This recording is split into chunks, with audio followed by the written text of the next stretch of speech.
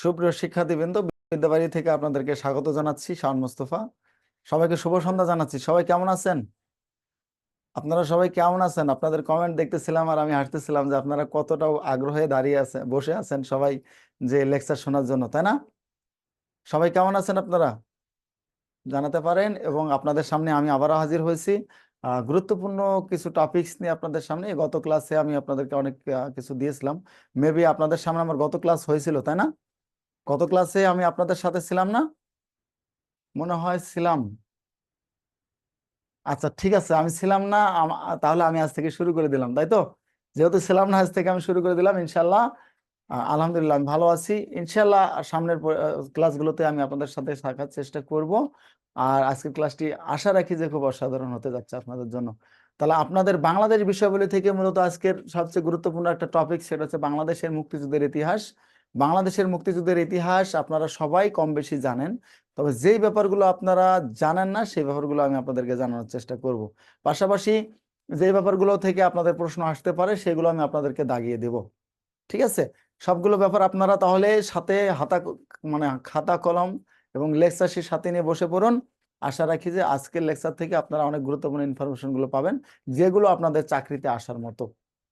ওকে, তাহলে শুরু করে দেই। বাংলাদেশের মুক্তিযুদ্ধের ইতিহাস বা মহান স্বাধীনতা যুদ্ধের ইতিহাসে যদি আমরা শুরু করি, এবং এখানে দেখেন অনেকগুলো কিন্তু আজকে তথ্য আপনাদের স্বাধীন বাংলা বেতার কেন্দ্র 7 মার্চ থেকে 25 মার্চ শুরু করে অনেকগুলো তথ্য আপনাদের কিন্তু এখানে আছে।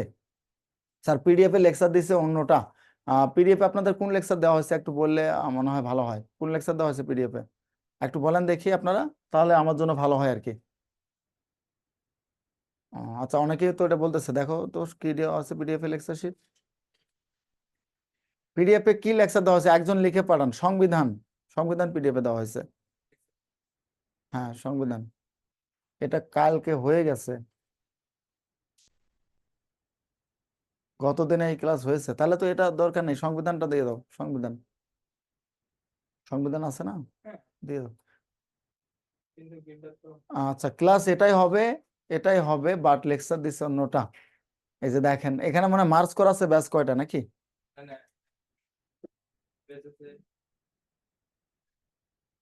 একটু জাস্ট ওয়েট করুন আপনারা, একটু ওয়েট করুন। ব্যাপারটা ক্লিয়ার হচ্ছে। সার্ভিসকে ডাকবেন।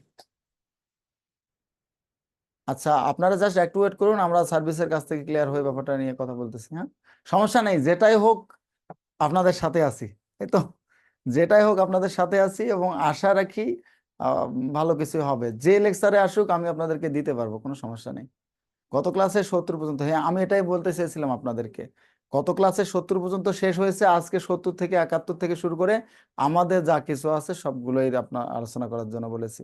তো আপনারা অনেকে অনেক ভাবে বলতেছেন, জানি না আসলে কোনটা হবে। তো সার্ভিস আসুক, আসলে আমি আশা করি যে ব্যাপারটা ক্লিয়ার হবেন আপনারা। হ্যাঁ, জাস্ট 1 মিনিট ওয়েট করুন আপনারা। আচ্ছা, যাই হোক, এই মুহূর্তে আমি কথা বলে নিচ্ছি। আপনাদের সাথে হয়তো ক্লাস পাইনি, তাও ক্লাস আমার মনে হচ্ছে আপনাদেরকে আমি কয়েকজনকে চিনি। আপনারা কি অন্য কোনো ব্যাচে ক্লাস করেন কিনা? অনেকজনকে আমি চিনি তো আমি, যে আপনারা এর আগে আমার কোনো ক্লাসে ছিলেন মেবি। ঠিক আছে, অনেকজনকে আমি চিনি।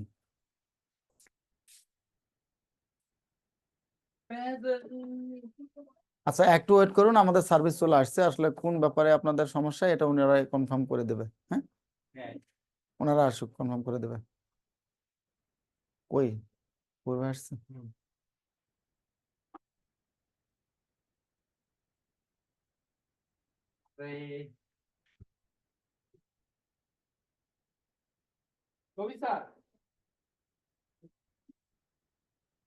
এই যে আপনারা এক একজন এক একটা বলতেছেন, এই জন্য তো আমি নিজেই কনফিউশনে পড়ে গেছি। কত ক্লাসে যদি 70 পর্যন্ত থাকে, তার মানে আজকে তো 70-এর পর থেকেই শুরু হয়ে গেছে, 7 মার্চ থেকে শুরু হয়েছে। তাহলে লেকচার কিন্তু ঠিক থাকার কথা। হয়তো আপনাদের পিডিএফ দিতে কোনো সমস্যা হতে পারে, কিন্তু আমার মনে হয় লেকচার ঠিক আছে। কারণ আমরা মুক্তিযুদ্ধ না পড়িয়ে তো সংবিধানে কেউ যাবে না, তাই না? মুক্তিযুদ্ধ না পড়িয়ে সংবিধানে কেউ যাবে না, না ঠিক নাই স্যার? আচ্ছা, ঠিক আছে, দেখতেছি। হ্যাঁ, ঠিক আছে, দেখতেছি। একটু জাস্ট ওয়েট করুন আপনারা।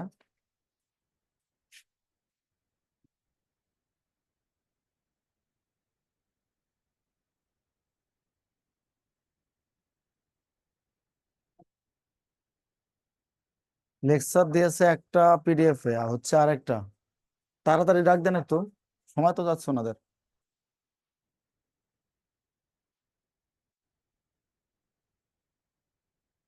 লেকচার শিট দিছে একটা, ক্লাসে ভুল আছে তাই তো? না, আমি আমি যেটা ক্লিয়ার হয়ে নেই তারপরে পড়ানো শুরু করি, সমস্যা নেই, সহজে শেষ করা যাবে। যাই হোক, আমাদের যেহেতু এটা আপনারা অনেকে আলোচনা পাননি, আমার মনে হয় অনেকে 70-এর পরে আলোচনাগুলো পাননি, তো এটা আলোচনা করব। যদি সংবিধান হয় সংবিধান আলোচনা করা যাবে, কোনো সমস্যা নেই। ঠিক আছে, তাহলে 25 মার্চের গণহত্যা মানে 7 মার্চ থেকে মূলত আমাদের লেকচারটা শুরু। 7 মার্চের স্বাধীন বাংলা বেতার কেন্দ্র, মুক্তিযুদ্ধের বিভিন্ন সেক্টর, মুক্তিযুদ্ধে নারীদের ভূমিকা, এরপর 25 মার্চ সম্পর্কে আলোচনা করা হয়েছে, মুক্তিযুদ্ধের রণকৌশলগুলো কি কি ছিল, এরপর হচ্ছে মুক্তিযুদ্ধে বিদেশিদের ভূমিকা কি ছিল, বীরশ্রেষ্ঠ পরিস্থিতি এবং সর্বশেষ গুরুত্বপূর্ণ ও প্রশ্নবলী নিয়ে মূলত এখানে আলোচনা করা হয়েছে। যদি এগুলো আলোচনা করা হয়ে থাকে তাহলে আমি করব না, পরবর্তী সময় আমি চলে যাবো অন্য লেকচারে। যাই হোক, প্লিজ। হ্যাঁ, কি সমস্যা ওনাদের, কথা বলুন।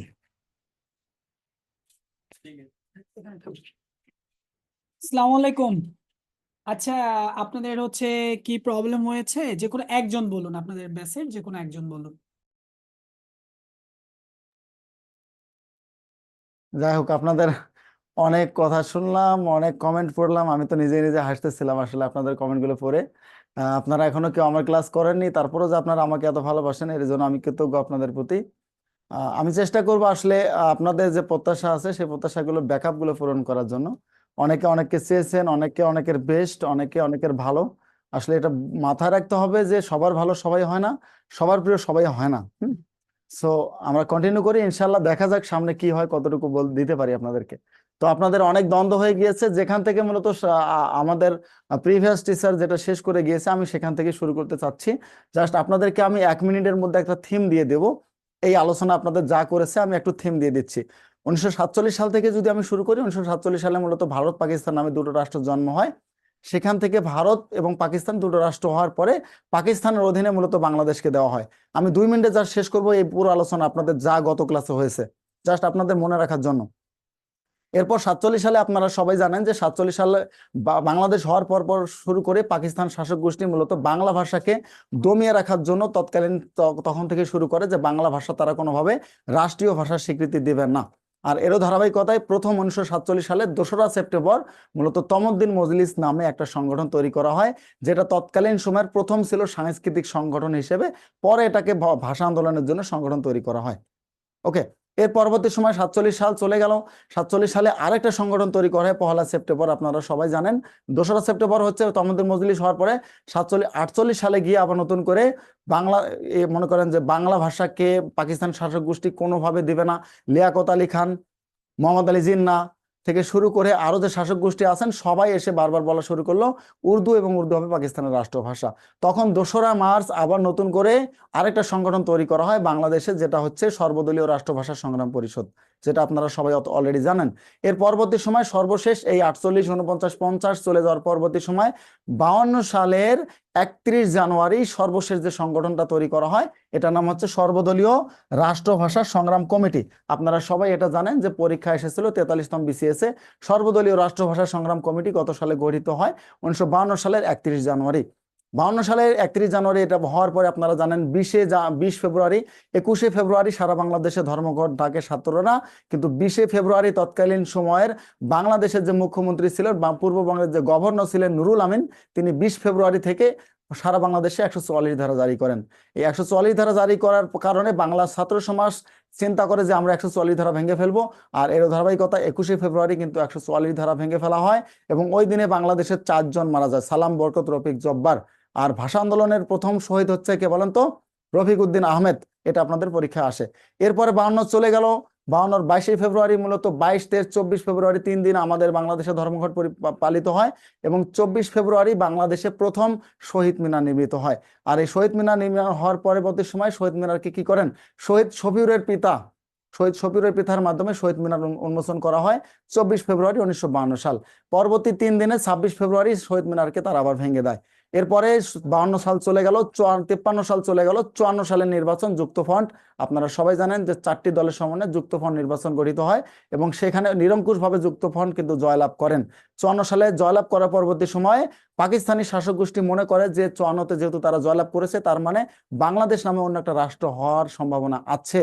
তাই তারা কি করলো, 56 সালের সংবিধান গঠন করলো। 56 সালের সংবিধানে সেখানে বাংলাকে অন্যতম রাষ্ট্রভাষার মর্যাদা দেওয়া হয়। এই 56 সালের সংবিধান কিন্তু বেশি দিন টেকেনি। 58 সালে তৎকালীন সময় সামরিক শাসন চলে আসে। আপনারা সবাই জানেন যে বেসিক ডেমোক্রেসি যেটাকে বলা হয়, যে মৌলিক গণতন্ত্র চালু করা হয় ইস্কান্দার মির্জা থেকে শুরু করে আইয়ুব খান পর্যন্ত, এই 68 সাল পর্যন্ত। এরপর আমরা 62 শিক্ষা আন্দোলন দেখেছি, 65 ভারত পাকিস্তান যুদ্ধ দেখেছি, 66 সাল আসলো। 66 সালে বঙ্গবন্ধু শেখ মুজিবুর রহমান 5ই ফেব্রুয়ারি 6 দফা দাবি পেশ করেন পাকিস্তানের লাহোরে। 5 ফেব্রুয়ারি সেটা অ্যাকসেপ্টেড না হওয়ার কারণে পরবর্তী সময় 23 মার্চ 1966 সালে আবার নতুন করে বঙ্গবন্ধু শেখ মুজিবুর রহমান কি করেন, 6 দফা দাবি পেশ করেন, যেটা বাংলাদেশের বা বাঙালির জন্য ম্যাগনা কার্টা হিসেবে আখ্যায়িত করা হয়। পরবর্তী সময় 68 সালে যখন 66 সালে 6 দফা আন্দোলন করা হলো, পাকিস্তান বুঝে গেল যে বঙ্গবন্ধুকে যদি না থামানো যায় তাহলে কি হতে পারে, বাংলাদেশ আলাদা হয়ে যেতে পারে। তখন পাকিস্তান শাসক গোষ্ঠী চিন্তা করলো যে কোনোভাবে যদি বঙ্গবন্ধুকে মামলাতে ফাঁসিয়ে জেলে নেওয়া যায় তাহলে পাকিস্তানটা ঠিক থাকবে। তখন তারা কি করলো, 68 সালে আগরতলা ষড়যন্ত্র মামলা করলো। আপনারা সবাই সেটা জানেন।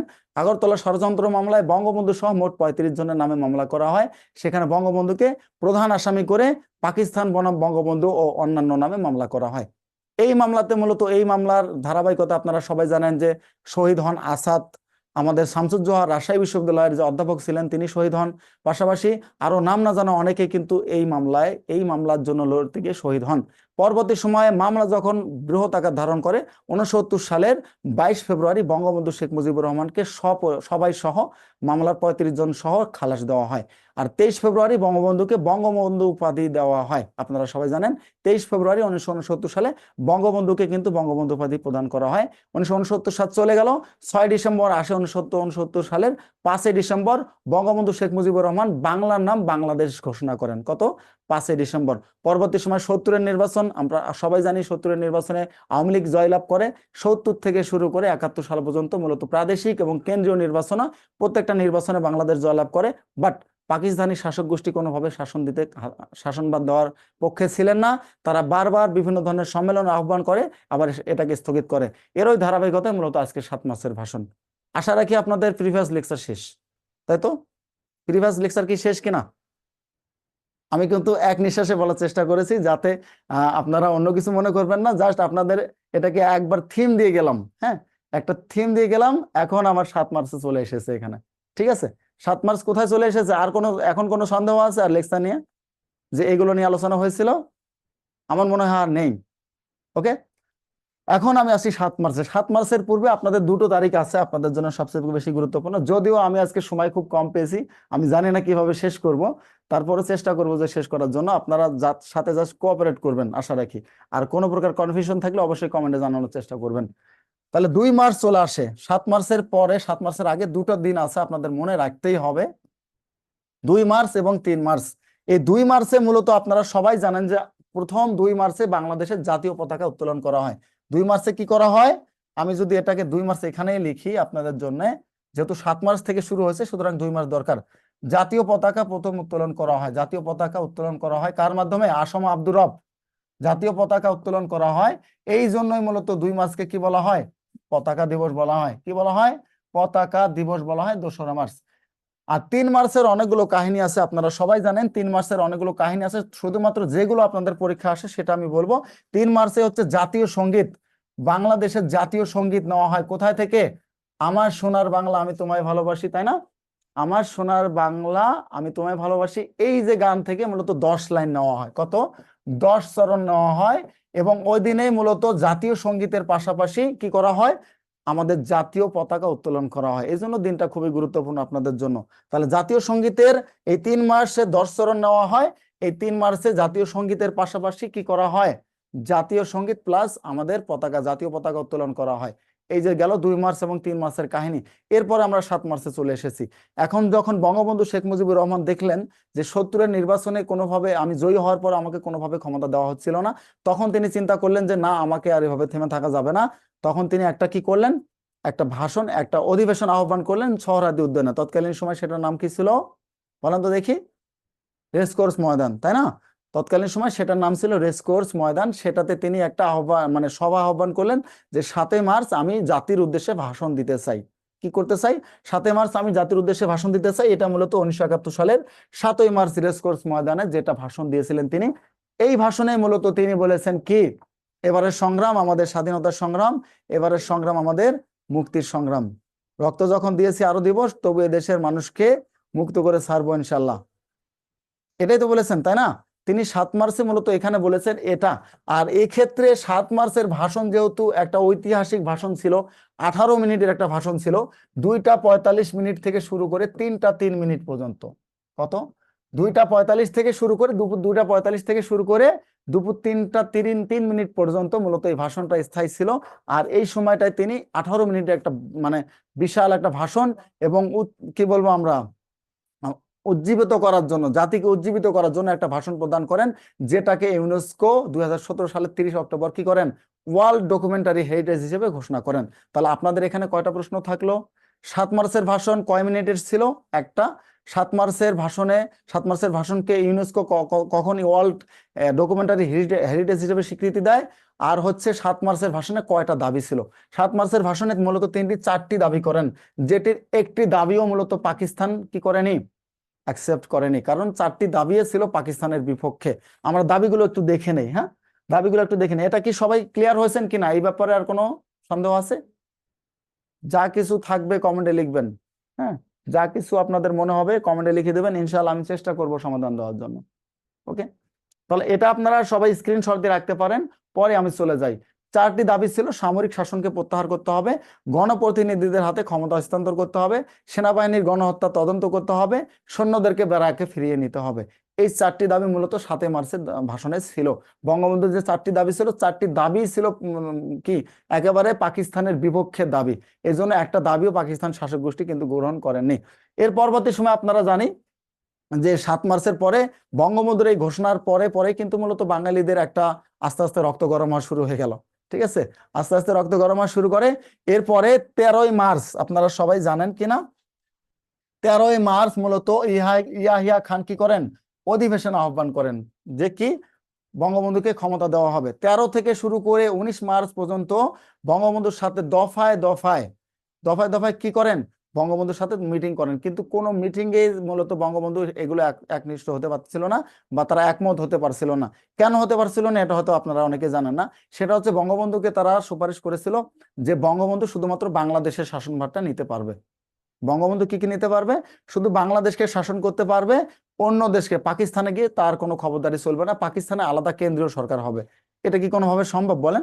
কেন্দ্রীয় সরকারের মধ্যে আমরা সর্বোচ্চ আসন পেয়েছি, প্রাদেশিক সরকার নির্বাচনে আমরা সর্বোচ্চ আসন পেয়েছি, তাহলে আমরা কেন পাকিস্তানের ক্ষমতায় যাব না? বঙ্গবন্ধুর কথা ছিল এটা, হয় আমরা ক্ষমতায় দিতে হবে, আর না হয় আমাদেরকে স্বাধীন ঘোষণা করতে হবে। দুটোর একটা, দুটোর একটা ছিল বঙ্গবন্ধুর কথা। আর তাদের কথা ছিল তোমাদেরকে স্বাধীনও ঘোষণা করব না, পাশাপাশি যদি ক্ষমতা নিতেই চাও বাংলাদেশকে নাও, পাকিস্তানের দিকে হাত বাড়াইও না। এটা নিয়ে মূলত দ্বন্দ্ব হয়েছে এই কয়দিন, এত 13 থেকে শুরু করে 19 মার্চ পর্যন্ত। যখন 19 তারিখ পর্যন্ত এরকম করে চলছিল, তখন কোনোভাবে বঙ্গবন্ধু মানছিল না। 19 মার্চ আপনারা সবাই জানেন, 19শে মার্চ বাংলাদেশের যে সেনাবাহিনীগুলো ছিল তাদেরকে অস্ত্র নিরস্ত্রীকরণ শুরু হয়। অস্ত্র নিরস্ত্রীকরণ শুরু হয় কবে? 19 মার্চ 1971 সাল। এই যখন এটা করণ শুরু হয়ে গেল, অস্ত্র নিরস্ত্রীকরণ বাঙালিদেরকে। আর এখানে কিন্তু আপনাদের আরেকটা প্রশ্ন আসে যে স্যার ক্লিয়ার না কি, আমি ঠিক বুঝলাম না আপনাদের কাছ থেকে। 13 থেকে 19 মার্চ পর্যন্ত পাকিস্তান শাসক গোষ্ঠী ইয়াহিয়া খান থেকে শুরু করে টিক্কা খান, রাও ফরমান আলী সবাই মূলত আসে কোথায়? বঙ্গবন্ধু বাংলাদেশে আসে। আসার ফলে তারা কি করেন? বঙ্গবন্ধুর সাথে দফায় দফায় মিটিং করেন, বৈঠক করেন। বৈঠকে তারা বলেন যে যদি বঙ্গবন্ধু কোনোভাবে ক্ষমতা নিতে চায় তাহলে সে শুধু বাংলাদেশের ক্ষমতা হয়তো নিতে পারে, কিন্তু পাকিস্তানের ক্ষমতা তাকে দেওয়া হবে না। এটা বঙ্গবন্ধু কোনোভাবে মেনে নেননি। এটা কি করেনি? বঙ্গবন্ধু কোনোভাবে মেনে নেননি। ক্লিয়ার না বলতে 4টা দাবির কথা আপনি বলেছেন, তাই তো? এটা আবার আমি দিচ্ছি আপনাদেরকে, দেখেন 4টা দাবি কি কি ছিল: সামরিক শাসন প্রত্যাহার, গণপ্রতিনিধিদের হাতে ক্ষমতা হস্তান্তর, সেনাবাহিনী গণহত্যা তদন্ত, আর সৈন্যদেরকে ব্যারাকে ফিরিয়ে নেওয়া। প্লিজ আপনারা সাথে সাথে স্ক্রিনশট দিয়ে নেবেন। আমি একবার ব্যাকে গেলে আমার 5 মিনিট মিনিমাম আবার স্টার্ট করতে হয়। ঠিক আছে, তাহলে 25 মার্চ যখন এটা চলে গেল, 13 মার্চ থেকে 19 মার্চ কোনো কিছু হচ্ছিল না, তখন 19 মার্চ টিক্কা খান ঘোষণা করেন কি, যে বাংলাদেশে যারা সৈন্য আছে তাদেরকে কি করতে হবে, সৈন্যদের অস্ত্র নিয়ে নাও, অস্ত্রগুলো কেড়ে নিতে হবে, সৈন্য অস্ত্র নিরস্ত্রীকরণ করো, কারণ তাদের মধ্যে অলরেডি চলে এসেছে যে আমরা এবার বাংলাদেশকে কি শায়েস্তা করব। এই জন্য 19 মার্চ মূলত সৈন্যদেরকে বাঙালি যে সকল সৈন্যগুলো আছে এই বাঙালি সৈন্যদের অস্ত্র নিরস্ত্রীকরণ শুরু হয়। আর এখানেই মূলত আন্দোলনটা কিন্তু হয়ে গেল। এখানেই 19 মার্চ কি করে, প্রথম জয়দেবপুর যে ব্যারাক ছিল, বাংলাদেশের যে জয়দেবপুরের সৈন্য ব্যারাক ছিল, সেখান থেকে প্রথম আন্দোলন শুরু হয়। আপনারা সবাই এটা জানেন যে স্বাধীনতার প্রথম প্রতিরোধ কোথায় থেকে হয়, গাজীপুরের জয়দেবপুর থেকে। ঠিক আছে, গাজীপুরের জয়দেবপুর থেকে স্বাধীনতার প্রথম প্রথম কি হয় প্রতিরোধ, স্বাধীনতার প্রথম প্রতিরোধ শুরু হয় স্বাধীনতার জয়দেবপুর থেকে। এটা আপনারা মনে রাখবেন যে প্রথম প্রতিরোধ কোথা থেকে শুরু হয়। হরতাল, আপনার হরতাল কি এখানে বুঝলাম না তো। প্রথম প্রতিরোধ হচ্ছে জয়দেবপুর থেকে, জয়দেবপুর গাজীপুর থেকে প্রথম প্রতিরোধ হয় কবে, এটা 19 মার্চ। এই যেদিন মূলত অস্ত্র নিরস্ত্রীকরণ করা হয় সেদিন থেকে এটা শুরু হয়। তাহলে অপারেশন সার্চলাইট হওয়ার কারণ হচ্ছে 19 মার্চ যখন সৈন্যদেরকে অস্ত্র নিরস্ত্রীকরণ করা হলো, তখন বঙ্গবন্ধু শেখ মুজিবুর রহমান ভাবে নিলেন যে না, আমাদের আর হয়তোবা এভাবে থাকা হবে না। তিনি সেদিন কিন্তু নিজে বুঝতে পেরেছিলেন যে স্বাধীনতা হয়তো আমাদের আসতে যাচ্ছে, আর না হয় পাকিস্তান আমাদের শেষ করতে যাচ্ছে, এরকম আর কি। তো তিনি 19 মার্চেই কিন্তু অনুধাবন করতে পারছিলেন যে আমার হয়তো মৃত্যু হবে, আর না হয় আমাকে জেলখানায় যেতে হবে। আর এজন্য তিনি আগে থেকে সবকিছু রেডি করে রেখেছিলেন। এই 19 মার্চের পরে 20 মার্চ, 21 মার্চ, 23 মার্চ, আপনারা সবাই জানেন 22 মার্চ, 23 মার্চ, আস্তে আস্তে সারা বাংলাদেশে কিন্তু তারা কি করে, জাহাজের মাধ্যমে সৈন্যবাহিনী আনা শুরু করে। আর 24 মার্চ সর্বশেষ এই রাও ফরমান আলীর নেতৃত্বে, রাও ফরমান আলী প্লাস টিক্কা খান, এই টিক্কা খান এবং রাও ফরমান আলীর নেতৃত্বে কি করা হয়, অপারেশন সার্চলাইটের নীল নকশা করা হয়। কি করা হয়, অপারেশন সার্চলাইটের নীল নকশা করা হয়, সেটা বাংলাদেশে বসে। কোথায় বসে, বাংলাদেশে বসে। বাংলাদেশের পিলখানা আপনারা নাম শুনেছেন কিনা, পিলখানায় বসে মূলত বাংলাদেশে বসে তারা কি করেন, 5 পাতার 5টা পেইডের একটা তারা নীল নকশা করে, বাংলাদেশিদেরকে কিভাবে আক্রমণ করতে হবে, কোথায় গিয়ে মারতে হবে, এরকম একটা নীল নকশা করে ফেলে মূলত। তাহলে অপারেশন সার্চলাইট মূলত এটা নীল নকশা করার পরে পরে আপনারা সবাই জানেন যে 25 মার্চ রাতের আধারে 11টা 30 মিনিটে বাঙালিদের উপর অতর্কিত হামলা চালানো হয়। কি করা হয়, বাংলাদেশের উপর অতর্কিত হামলা করে। আর সেটা প্রথম কোথায় করে বলেন তো দেখি, প্রথম যে হামলা করে এটা কোথায়, আপনারা বলতে পারবেন? প্রথম হামলা করা হচ্ছে রাজারবাগ। রাজারবাগ, এখানে এখানে যারা আছেন, রাজারবাগ পুলিশ পুলিশ ফাঁড়িতে, যেটা আমরা বলতে পারি রাজারবাগ পুলিশ লাইনে প্রথম হামলা করে। এটা আপনাদের পরীক্ষায় আসে, রাজারবাগ পুলিশ লাইন বা রাজারবাগ পুলিশ ফাঁড়িতে প্রথম হামলা করে, এবং সেখানে কিন্তু একাধারে 1100 জনকে মারে, 1100 জন নিহত হয়। মানে একটা ব্যারাক থেকে মূলত বাঙালিদেরকে, বাঙালি পুলিশ যেটা আছে, একটা ব্যারাক থেকে মূলত 1100 জন নিহত হয়। পরবর্তী সময় তারা পিলখানা আক্রমণ করে, এবং তার পরবর্তী সময় ঢাকা বিশ্ববিদ্যালয়ে রোকেয়া হলে আক্রমণ করে, মহসিন হলে আক্রমণ করে, জহুরুল হক হলে আক্রমণ করে। এবং এটা কথিত আছে যে একই দিনে, শুধুমাত্র একই দিনে 7 থেকে 8 হাজার মানুষ তারা মারে এক রাতে। কি করে, 7 থেকে 8 হাজার মানুষ তারা একই রাতে কিন্তু মেরে ফেলে আমাদের বাংলাদেশ থেকে। তাহলে বুঝতে পারছেন যে অপারেশনটা কতটা ভয়ানক ছিল। এবং তারা নীল নকশা হচ্ছে 25 মার্চ, 24 মার্চ থেকে 25 মার্চ, এই 2 দিন তারা নীল নকশা করে বাংলাদেশকে কিভাবে কিভাবে আক্রমণ করলে মূলত তাদেরকে সবচেয়ে বেশি ঘায়েল করা যাবে। এই নীল নকশার মধ্যে তারা আনে যে তারা তো ঘুমিয়ে থাকলে তাদেরকে সবচেয়ে বেশি মানে সহজ হবে আক্রমণ করার, এই জন্য ঘুম অবস্থায় তাদেরকে আক্রমণ করা হয়। ব্যাপারটা ক্লিয়ার? অনেকে আবার অপারেশন সার্চলাইট বলতে, আপনারা যারা আছেন বর্তমানের এসএসসি পাস, তাদেরকে বলা হয় লাইট দিয়ে খুঁজে খুঁজে যে অপারেশন করে, সেটাই হচ্ছে অপারেশন সার্চলাইট, তাই না? লাইট দিয়ে খুঁজে খুঁজে অপারেশন যে করে, এটা হচ্ছে অপারেশন সার্চলাইট। আপনারা কিন্তু, আমরা আমাদের এই প্রজন্মের অনেকেই এটা বলে থাকি, সুতরাং তাদেরকে এটা বুঝতে হবে। এইচএসসি পাস করার পরে আমি জিপিএ 5 পেয়েছি, সেটা কিন্তু আই গট জিপিএ 5, মানে কি জানি বলে, এগুলো আপনারা উত্তর দিতে পারে না তারা। তো এরকম আমাদের অপারেশন সার্চলাইট মূলত এটা হচ্ছে এই এই নীল নকশার মধ্যেই পরিচালিত হয়। তাহলে 7 থেকে 8 হাজার মানুষকে, নিরীহ মানুষকে কিন্তু এক রাত্রে হত্যা করা হয়। তো এর পরবর্তী সময় আপনারা সবাই জানেন যে 25 মার্চ বঙ্গবন্ধু শেখ মুজিবুর রহমান বুঝতে পারেন যে হয়তো আমার দিন শেষ হয়ে আসতেছে, আমি খুব শীঘ্রই গ্রেপ্তার হতে পারি, হয়তো আমাকে খুন করতে পারে। তখন তিনি ওয়্যারলেস এর মাধ্যমে রাত 1টা 30 মিনিটের দিকে কি করেন, ওয়্যারলেস এর মাধ্যমে চট্টগ্রামে তিনি স্বাধীনতার ঘোষণাপত্র পাঠিয়ে দেন। কি করেন? চট্টগ্রামে তিনি স্বাধীনতার ঘোষণাপত্র পাঠিয়ে দেন, যেটা আপনারা সবাই জানেন। পরবর্তী দিন আব্দুল মান্নান তিনি ঘোষণা করেন এবং তার পরবর্তীতে জিয়াউর রহমান ঘোষণা করেন। এগুলো আস্তে আস্তে আসতেছে, সমস্যা নেই। এরপর অপারেশন জ্যাকপট দেখেন, অপারেশন জ্যাকপট এখানে চলে এসেছে। যদি আমি এটা নিয়ে আলোচনা না করি, আলোচনা হচ্ছে আগে মুক্তিযুদ্ধ নিয়ে শেষ করি, আপনাদেরকে মুক্তিযুদ্ধ নিয়ে আমি নোটে আলোচনা করতে পারি। তাহলে 25শে মার্চ, এটা আমার অন্য একটা ক্লাসের লেকচার ছিল, সরি, এটা এখানে চলে এসেছে। হ্যাঁ, 25শে মার্চ মূলত করার পরে পরবর্তী সময় আপনারা সবাই জানেন যে 25শে মার্চ থেকে প্রায় কত তারিখ পর্যন্ত বলেন তো বাংলাদেশ মানে অক্ষত ছিল, মানে অরক্ষিত ছিল কত তারিখ পর্যন্ত বলতে পারবেন আপনারা? 25শে মার্চ থেকে শুরু করে কত তারিখ পর্যন্ত বা কতদিন বাংলাদেশ অরক্ষিত ছিল? এটা কিন্তু অনেক ভাইটাল প্রশ্ন, এবং ভাইভাতে এটা জিজ্ঞাসা করে ম্যাক্সিমাম সময়, যে 25শে মার্চ থেকে শুরু করে বাংলাদেশ কতদিন অরক্ষিত ছিল। 25শে মার্চ আপনারা জানেন যে অপারেশন সার্চলাইট হওয়ার পরে পরবর্তী সময় আপনারা 25 থেকে 26শে মার্চ মূলত কি করেন? স্বাধীনতার ঘোষণা করেন বঙ্গবন্ধুর হয়ে। প্রথমত হচ্ছে আব্দুল হান্নান করেন স্বাধীনতার ঘোষণা। এই হান্নান করার পরবর্তী সময়ে পরে আবার নতুন করে জিয়াউর রহমান স্বাধীনতার ঘোষণা করেন। আর এখানে একটা তথ্য দিয়ে রাখি যে জিয়াউর রহমান ঘোষণা করার মূল কারণটা হচ্ছে, যদি জিয়াউর রহমান স্বাধীনতা ঘোষণা না করতো তাহলে বাংলাদেশের সামরিক বাহিনী কিন্তু যুদ্ধে নামতো না। আপনারা যারা সেনাবাহিনীতে বা আপনাদের নিকট আত্মীয় আছে বা আত্মীয় স্বজন আছে, তারা একটা ব্যাপার দেখবেন, সেনাবাহিনীর একটা অর্ডার ছাড়া সেনাবাহিনী একটা কাজও করে না। মানে সৈনিকদের কোনো সৈনিকেই সেনাবাহিনীর উপর কমান্ড ছাড়া যদি আপনি ওখানে মরেও যান, আপনাকে ধরবে না। আপনি ওখানে মরে গেলেও আপনাকে ধরবে না যতক্ষণ পর্যন্ত না ওখান থেকে অর্ডার আসছে। এবং আমাদের এখানে অনেক স্টুডেন্ট আছেন বিএনসিসি যারা করেছেন, বিএনসিসির ক্ষেত্রে আপনারা দেখবেন, বিএনসিসি যারা করেছেন তারা খুব ভালো করে এটা জানেন যে এক্ষেত্রেও সেনাবাহিনীরা এরকম। এই জন্য যখন হান্নান দিলেন, ঘোষণা করলেন, এই 26শে মার্চ প্রথম ঘোষণা করেন কে? আব্দুল হান্নান। এটা আবার চেঞ্জ হবে কিন্তু, হ্যাঁ, এটা চেঞ্জ হবে। জাস্ট আপনারা সবাই জানেন এটা চেঞ্জ কেন হবে। এটা একসময় চেঞ্জ হয়ে যাবে, হান্নান থাকবে না, আবার জিয়াউর রহমান চলে আসবে। আমাদের রাজনীতিগুলো এরকমই চলে। তো আব্দুল হান্নান প্রথম ঘোষণা দেওয়ার পরে দ্বিতীয় ঘোষণা তিনি কে করেন? দ্বিতীয় ঘোষণা হচ্ছে জিয়াউর রহমান। এই জিয়াউর রহমান ঘোষণা করার পরবর্তী সময় মূলত বাংলাদেশ জেগে ওঠে। অর্থাৎ বাংলাদেশের যারা একেবারে কি বলবো, যে আপামর জনগণ, তারাও কিন্তু তখন সেনাবাহিনীকে শ্রদ্ধা করত। তারা কি করতো? সেনাবাহিনীকে অনেক শ্রদ্ধা করত। আর বাংলাদেশের সামরিক বাহিনীতে যারা ছিল তারাও সেনাবাহিনীকে শ্রদ্ধা করত। যখন জিয়াউর রহমানের মাধ্যমে ঘোষণাটা চলে আসলো, তখন সারা বাংলাদেশ জেগে উঠলো যে না, এখন কাজ করা যাবে। কারণ তখন তৎকালীন সময়ে জিয়াউর রহমান একজন মেজর ছিলেন, আর মেজরের একটা ঘোষণা অনেক কিছুই হয়।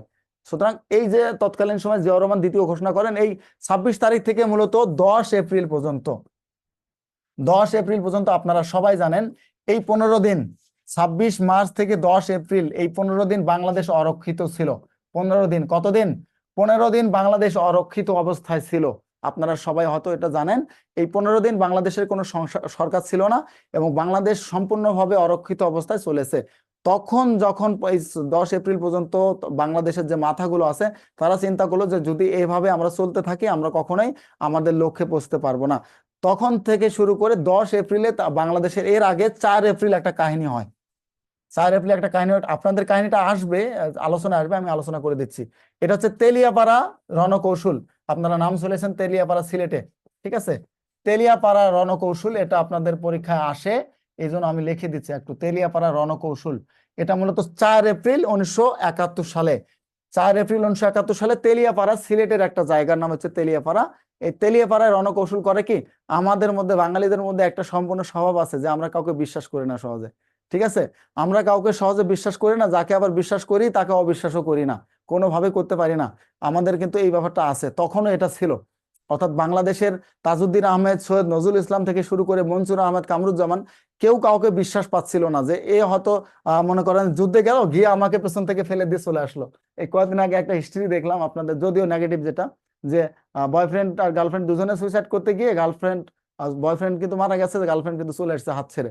তো ঠিক তৎকালীন সময়, যুদ্ধের সময় এই অবস্থাটা ছিল যে কি হতে পারে, কোনোভাবে আমাকে যুদ্ধে জড়াই দিল, দিয়ে আমাকে মারলো, আর সে বেঁচে আসলো।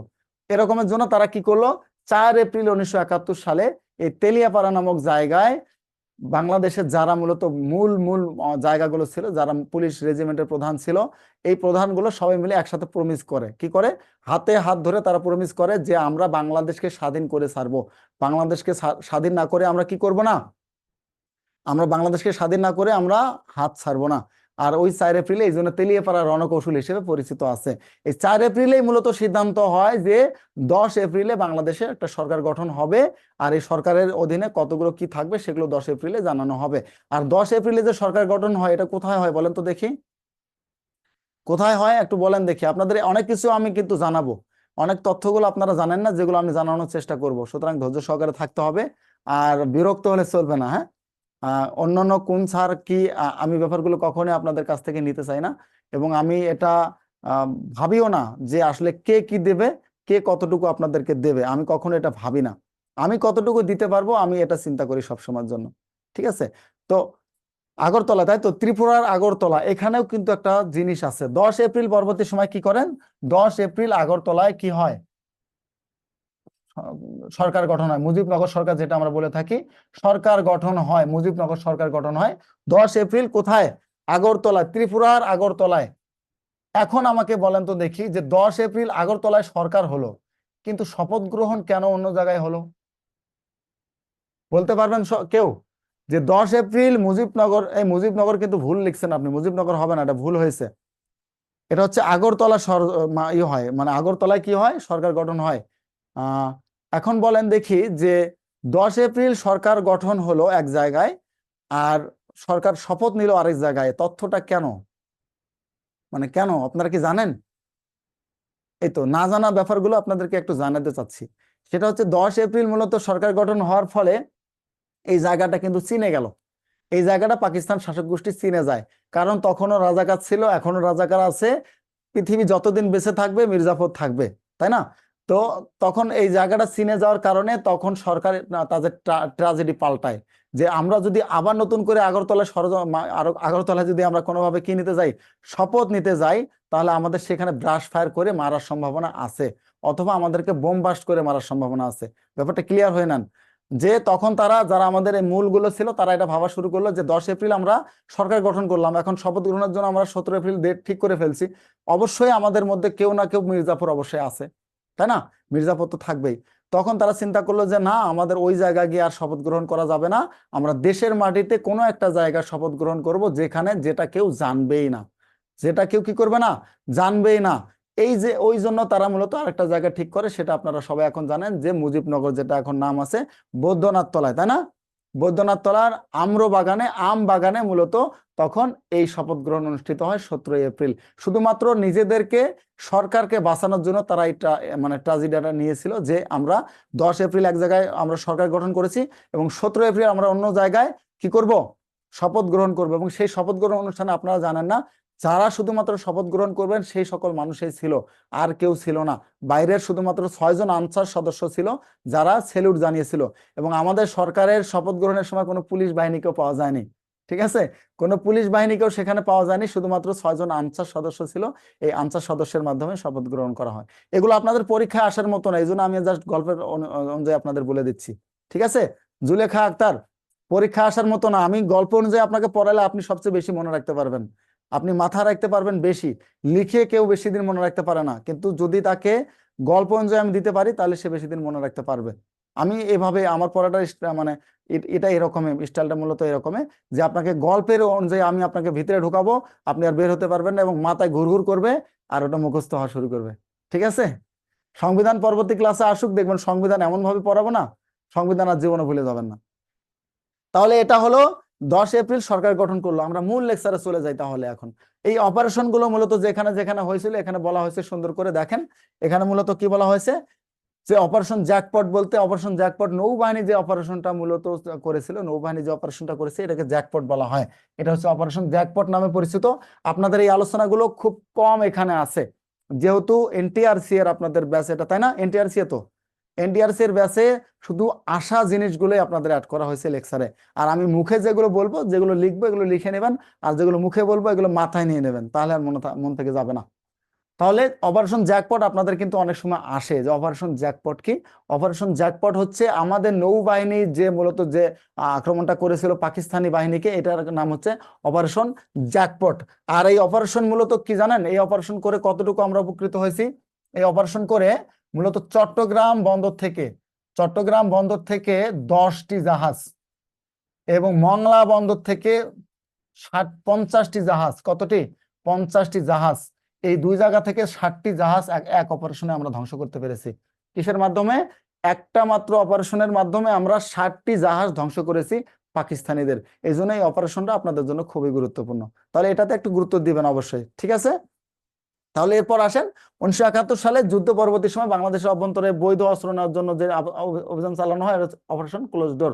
এটা আপনাদের পরীক্ষায় আসে, তবে এত বেশি আসে না। জ্যাকপটটা বেশি ইম্পর্টেন্ট আপনাদের জন্য। অপারেশন ক্লোজ ডোরের কথা বলা হয়েছে যে অপারেশন ক্লোজ ডোরটা কি? পরবর্তী সময় অর্থাৎ যুদ্ধ হওয়ার পরবর্তী সময় আপনারা জানেন যে বাংলাদেশে প্রায় কয়েক লাখ অস্ত্র ছিল, মানুষের হাতে হাতে অস্ত্র ছিল, মানুষ এগুলো ঘরে রেখে দিয়েছিল, রুমে রেখে দিয়েছিল। এই রুমে রাখা অস্ত্রগুলোকে সংগ্রহ করার জন্য, যেহেতু একটা ভঙ্গুর রাষ্ট্র, একটা ধ্বংস রাষ্ট্রকে কিভাবে চালানো যায়, এই ধ্বংস রাষ্ট্রকে চালানোর জন্য অস্ত্রগুলো জমানো হয়।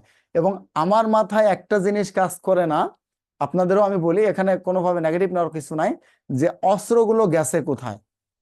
আমি ইতিহাস অনেক পড়েছি, বাট অস্ত্রগুলো কোথায় গেছে আমরা পাইনি এখন পর্যন্ত।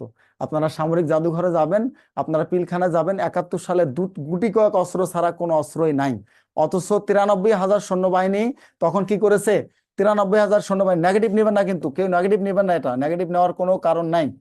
93,000 সৈন্যবাহিনী একসাথে আত্মসমর্পণ করেছে। আমরা যদি হিসাবও করি, তারপরে 93,000 অস্ত্র বাংলাদেশে থাকার কথা ছিল, তাই না? 93,000 অস্ত্র থাকার কথা ছিল, এছাড়া ট্যাঙ্ক অনেকগুলো থাকার কথা ছিল, আরো অনেক যানবাহন থাকার কথা ছিল। কিন্তু আশ্চর্যজনক হলো সত্যি, এগুলো কিন্তু আমাদের কাছে ছিল না, এগুলো আমাদের কাছে ছিল না। তো পরবর্তী সময় এই অস্ত্র যেহেতু নাই, এখন বাংলাদেশকে তো তৈরি করতে হবে, তাই না? এই তৈরি করতে গেলে কি করতে হবে? অবশ্যই অস্ত্রগুলো জমা নিতে হবে, নাহলে কি করবে? দুদিন পরে আপনারা জানেন যে 1971 সাল থেকে 74 সাল পর্যন্ত অনেক অস্ত্র কিন্তু ছিল, এবং অস্ত্র দিয়ে একজন একজনকে মারছে। এই শত্রুতা ছিল, রাজাকার ছিল, রাজাকার বেঁচে আসছে কোনোভাবে, আবার একজন মুক্তিযোদ্ধা ছিল, তারা কি করছে? দ্বন্দ্ব, একটা কলহ হয়েছে, দৌড় দিয়ে ঘর থেকে অস্ত্র বের করে এনে তাকে মারা হয়েছে। এরকম অনেক মারছে আর কি, এরকম অনেক ভাবে। তো এই জন্য অস্ত্রগুলো জমানোর ক্ষেত্রে, অস্ত্র জমানোর জন্য যে অপারেশনটা ছিল, এটা হচ্ছে অপারেশন ক্লোজ ডোর। আপনাদের পরীক্ষা আসতে পারে যে অপারেশন ক্লোজ ডোর কি? 71 সালের মুক্তিযুদ্ধ পরবর্তী সময়ে, স্যার আমাদের এদিকে একজন যুদ্ধের শেষে অস্ত্র নিয়ে গ্রামে চলে, হ্যাঁ এরকম অনেকে আছে, এবং অনেকে এখন পর্যন্ত অস্ত্র রেখে দিয়েছে সযত্নে, সযত্নে অস্ত্র রেখে দিয়েছে, এবং দুদিন পর পর সেগুলো তেল দিয়ে করে, পরিষ্কার করে। আমার এলাকাও আছে, তো আমি দেখেছি যে ওরা তেল দিয়ে পরিষ্কার করে, এবং সেটাকে তাদের মায়ের মতো ভাবে যে এটা দিয়ে আমি দেশকে স্বাধীন করেছি। কিন্তু বাংলাদেশের ক্ষেত্রে আর কি বলবো, এটা অনেক কিছুই বলা যায়। যাই হোক, 71 সালে যুদ্ধে মূলত পরবর্তী সময় অস্ত্র সংগ্রহ করার জন্য মূলত যে অপারেশনটা হয়েছিল, এই অপারেশনটার নাম হচ্ছে operation close door. Operation close door. আশা করি ক্লোজ ডোর নিয়ে আর প্রশ্ন আসলে আপনারা ভুল করবেন না, ঠিক আছে? তাহলে এটা গেল অপারেশনের ক্লোজ ডোর এবং অপারেশন দুটা গেল।